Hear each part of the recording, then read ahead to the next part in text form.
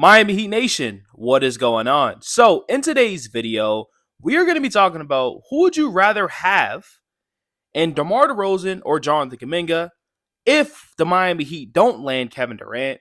And also, we do got another Kevin Durant trade update. But before we do start today's video, if you guys enjoy Miami Heat content, we do upload every single day. And our goal this year is to upload for 365 days. I couldn't do it without you guys. I just want to say I appreciate y'all. I love y'all. Continue to keep liking, sharing, and subscribing. And also, please let me know in the comment sections, should I start streaming on Twitch?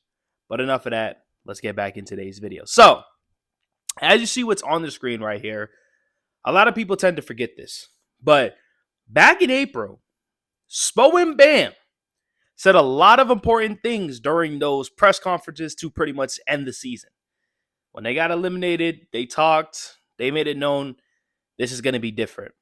Spo, he says, as an organization, we'll look at this and say this is unacceptable. This is the reason why Spo is pushing hard to get Kevin Durant. He knows this is unacceptable. He wants to win a championship. It's been a long, long time since he won a championship. Then you got one of your keystone pieces and Bam pretty much saying, listen, there's going to be a lot of changes this summer.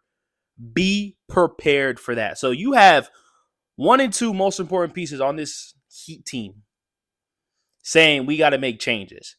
Obviously, we are rumored for two stars in DeMar DeRozan and Kevin Durant. Obviously, plan A is to acquire Kevin Durant. Now, guys, this is our dream lineup. And I'm hoping this happens. Davion Mitchell, we bring him back. He's our starting point guard. Tyler Hero at the 2, Durant at the 3, Bam at the 4, and Kel'el Ware at the 5. You can't tell me this is not one of the best starting lineups in the Eastern Conference. You can't say that. We can go down the list in the East and be like, he got a better lineup than that. They got a better lineup than the Celtics. I mean, this lineup would be lethal. Davion Mitchell being the pest, him improving his three-point shooting last year and his playmaking. Tyler, who took a huge leap last year in scoring and every statistical stat that you could think of.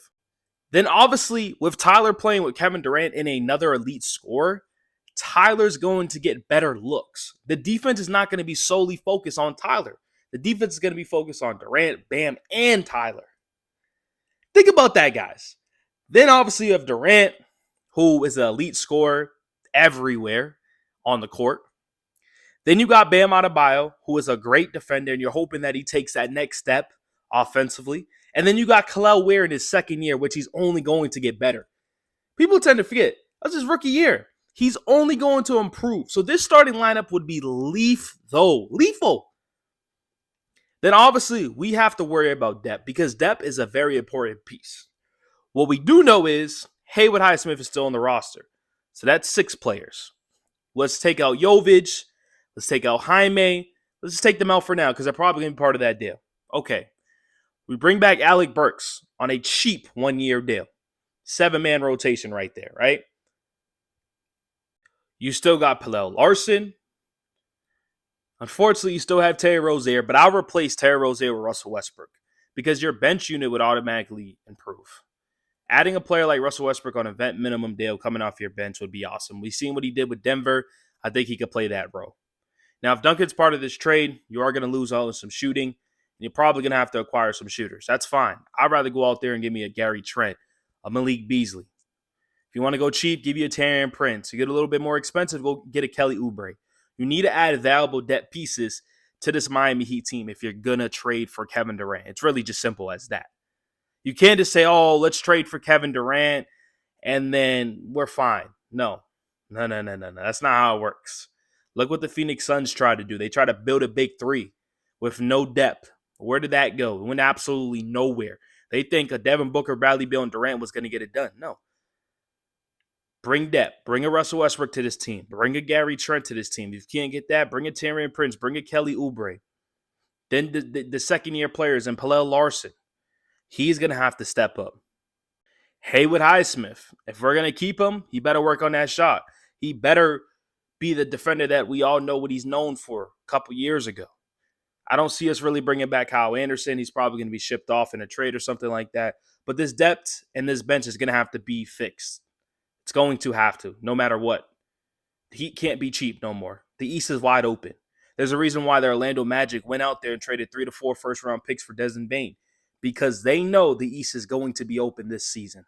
They know the Boston Celtics are going to be a different team. Are we really going to trust the New York Knicks to reach the Eastern Conference Finals once again? I don't.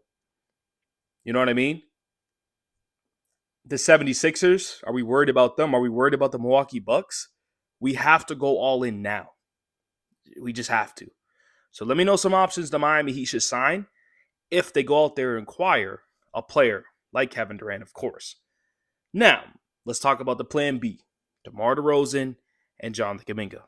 DeMar DeRozan last year averaged about 22 points a game, 4 rebounds, and 4.4 assists while shooting 47% from the field. He is 35 years old. Obviously, that's a concern, but the same thing with Kevin Durant. He's still 36, 37 years old. I personally think DeMar DeRozan will be a cheaper option. I personally think the Kings are not going to ask for much. And matter of fact, the Kings are telling agents that there's a high possibility that they could pick earlies in the 20s. Miami Heat own the 20th pick. So if we don't land Durant, we give up that 20th pick for DeRozan, cool. And if we have to give up some salary purposes, obviously like a Terry Rozier, I'm totally fine with that. Totally fine with that. I can care less about Terry Rozier. So obviously you get a veteran player in DeMar DeRozan who's a professional bucket getter, a player that has experienced a lot of basketball, and a player that can add more scoring to this team that we desperately need. Cool, very cheap option. Now when we look at Jonathan Kaminga, 6'7", only 22 years old. He was a 7th pick overall for the Golden State Warriors in 2021. Averaged about 15 points a game, 5 rebounds, 2 assists while shooting 45% from the field. Kind of fell out the rotation for the Warriors. They plan to move on from him. The thing is, it's probably going to be a sign-in trade, and I don't know what the Miami Heat are going to give up. I see a lot of people saying, well, let's give up Wiggins for Kaminga. Why would the Warriors want Wiggins back? Doesn't make much sense to me. All right? And is Kaminga an upgrade over Wiggins? Like, trust me, I know Wiggins had a bad year, but Wiggins is still a solid player when he's healthy and when he's actually trying. I honestly think it'll be a downgrade. That's just my opinion, though. So out of these two options, you get the younger player in Kaminga, or you get the older player in DeMar DeRozan. A lineup will be like Mitchell, Tyler, DeRozan, Bam, and Ware, or Mitchell, Tyler, Kaminga, Bam, and Ware, or Mitchell, Tyler, Durant, Bam, or Ware. What's a better starting lineup for the Miami Heat? What would you prefer? Mind you, Kel'el Ware is a big part of this. He might be shipped off in that Durant deal. So you kind of got to think of all that. Also, I kind of wanted to address this right here because this is bad. He says, not even trolling. I'd rather have Duncan Robinson over DeMar DeRozan for team basketball. Duncan actually gets Bam and Ware the ball and is an elite shooter. DeRozan just going to take 15 mid-rangers in a game and lead us to another play-in.